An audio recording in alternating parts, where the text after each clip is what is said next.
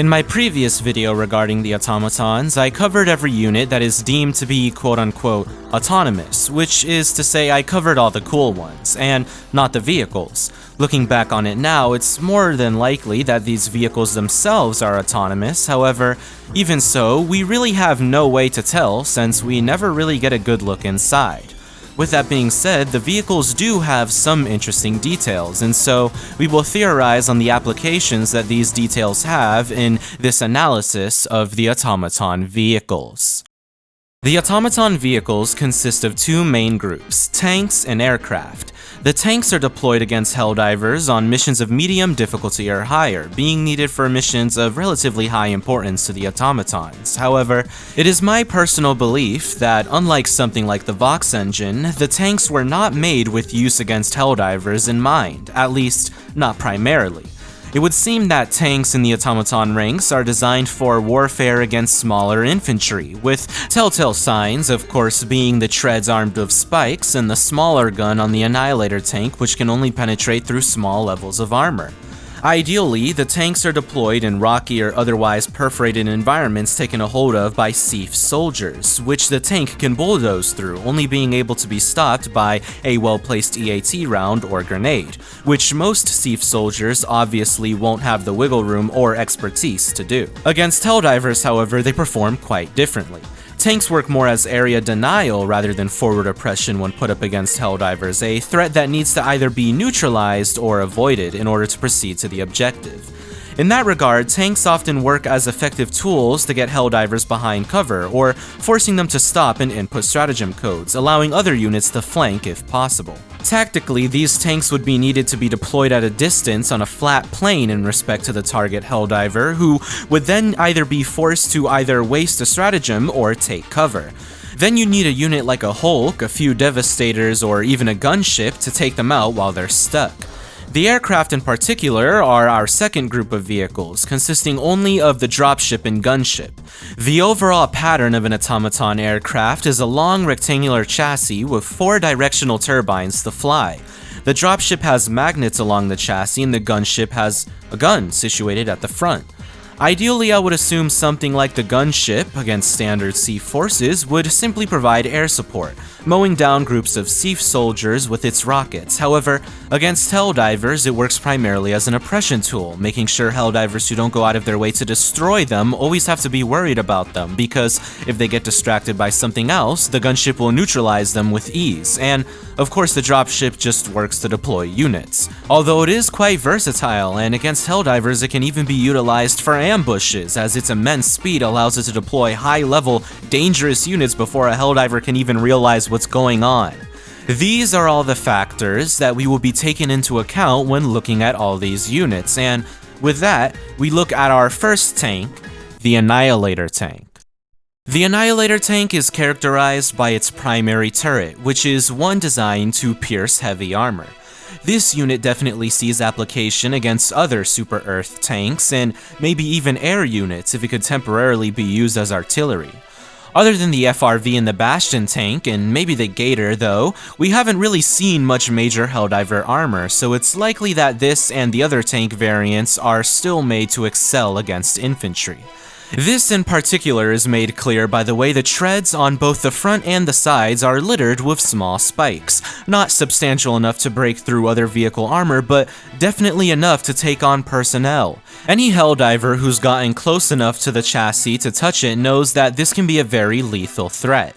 In addition to these spikes though, the Annihilator also has a smaller, low-power coaxial fusion machine gun used to counter threats close enough for the main turret to not be needed, but far to the extent where they cannot be rammed. These features in particular partially mimic Super Earth designs, which itself is a call to the fact that the automatons are of Super Earth origin, being derived from mining tools provided to the cyborgs. We can assume that when said mining tools were given consciousness, they pulled from the designs of their forefathers for such heavy armor. Aside from these, there are also slightly heavier plasma machine guns mounted on the hull. This was almost undoubtedly put in place to have a weapon that wasn't forced to face the same axis as the main cannon. This extra machine gun can be used if the cannon is firing on heavy armor to the left or right, while also being approached from the front. Now, the Annihilator Tank is a big vehicle, and it has to be powered somehow. With the Automaton's ability to use fusion energy, we can assume that they use that, and so the Annihilator Tank needs to get rid of some excess heat. It does this through what appears to be glowing heat sinks on the back. Interestingly, however, for some reason there's also 2 heat sinks on the barrel of the cannon. This is likely to avoid the overheating of the barrel itself. While a lot of excess heat can exit from the opening of the barrel, the sheer power of the cannon is likely enough to warrant 2 added heat sinks to expel even more heat. Elsewhere, towards the midsection of the tank, as usual it is adorned with red reinforced plating marked with automaton insignia.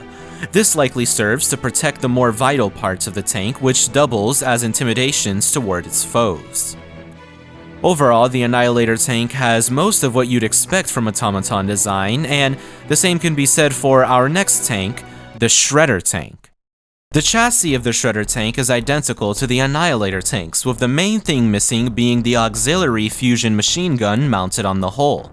The primary addition is, of course, the new turret, being an array of 4 high-powered fusion machine guns. It's a smaller, more sleek design, likely to allow the thing to turn on a dime. This does make it an overall easier to destroy target than the Annihilator's turret, but it compensates for this by being a much more deadly threat to infantry on the ground. I would assume a situation where the Shredder Tank acts as it was intended is one where it's deployed to counter a large group of Siege soldiers on the battlefield. Its quad machine guns would make quick work of any of them who were out of cover. Against the special forces of the Helldivers, it's a similar story. It forces Helldivers to quickly find cover, else be, well, shredded by those guns.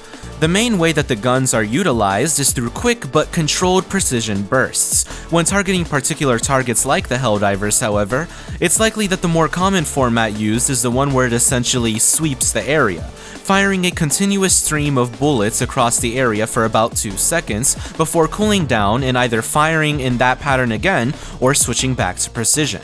The main reason I believe this sweeping pattern works better against Helldivers is because the main goal is to oppress them rather than kill them as it would be with Siege soldiers. The sweeping motion will catch any Helldivers, who have much better mobility than soldiers mind you, out of cover much easier than a precision burst might be able to do so.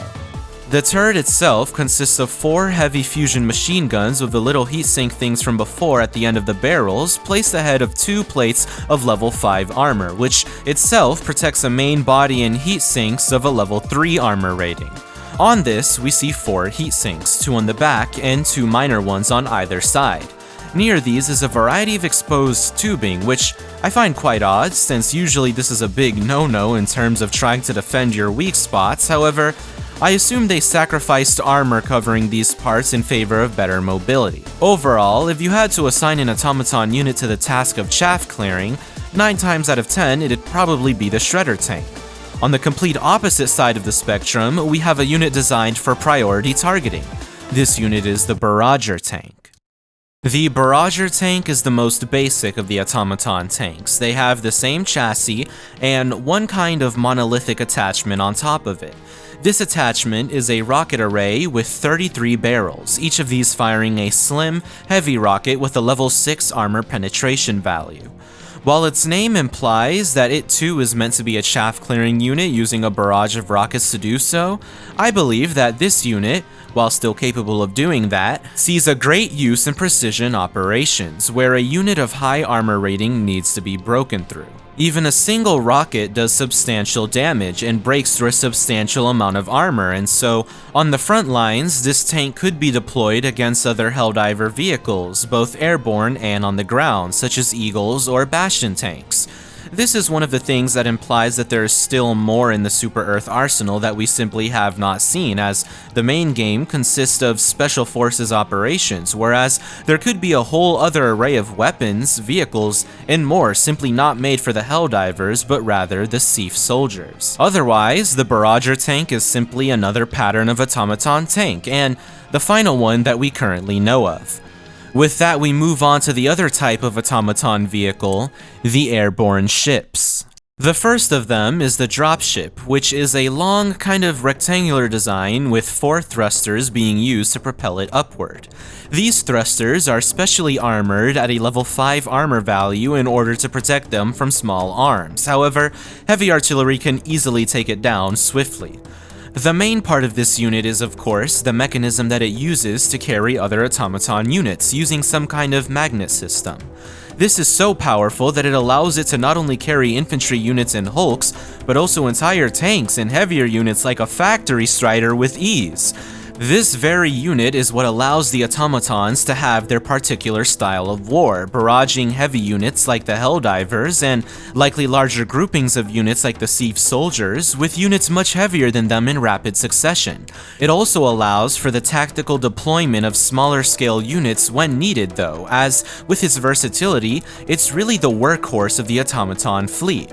I mean, thinking about it, this thing can be used for all kinds of operations: insertion into an operation, blitz against a tough formation, transporting troopers from one battlefield to the next, maybe even things like transporting resources, ammo, and energy sources across planetside if need be. At this rate, I'd probably say like if you removed a unit from the automatons entirely, like the factory strider, they'd probably struggle for a little while but persist, but if you removed all of their dropships, they'd probably fall in a few days. Overall, the dropship is truly one of the more versatile parts of the automaton army, a side of them which we really don't see that often. However, the next unit is a variation of it which once again takes on a directly offensive purpose.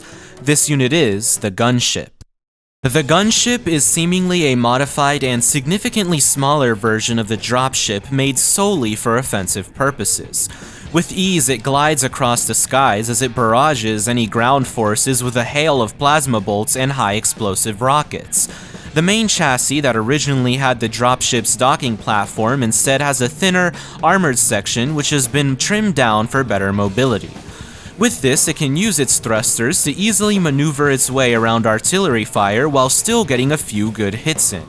Notably, it has 2 antennas on it that weren't present before on the dropship, which implies that this has a greater connection to the greater automaton communications array.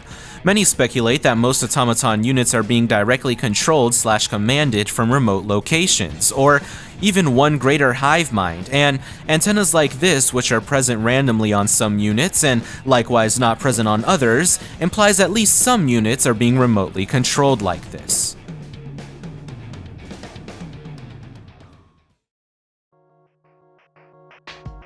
And so, that brings me to the end of this video, and finally, the completion of the analysis of pretty much all the units in the entirety of Helldivers, with the sole exception of the Spore Burst Titan, which was added like yesterday at the time of writing. But otherwise, this is quite the great accomplishment, and with it, we will see me moving on to other adjacent franchises.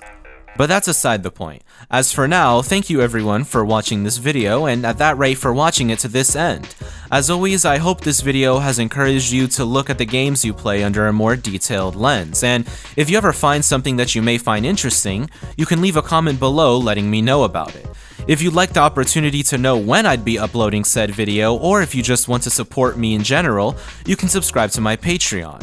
In doing so, you'll get a video roadmap for all future videos that I may upload. If you want to support me in a way that does not involve a subscription though, you can always purchase a product listed on this channel. However, you will be missing out on certain perks like early access and a shout out at the end of my videos. And with all that being said, thanks for watching, and goodbye.